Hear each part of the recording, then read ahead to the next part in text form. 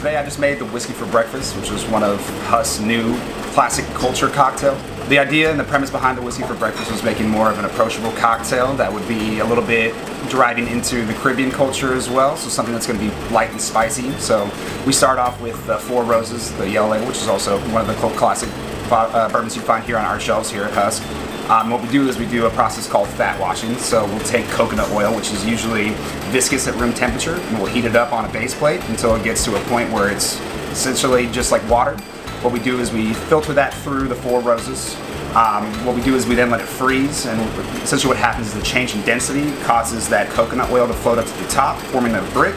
When it's done freezing, what you can do is actually take off that brick, and then we'll take that Four Roses, and what we'll do is we'll go ahead and straighten through some cheesecloths to get out all that astringency you find with the oil. From there, we have this beautiful coconut-infused bourbon.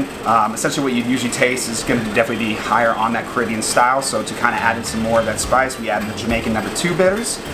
Jamaican No. 2 bitters, you're going to find a lot of like baking spices as well as some Caribbean spice in it as well, just to kind of help liven up the cocktail, make it not so astringently sweet. We also then add in peach shrub that we make here in house using rose wine vinegar.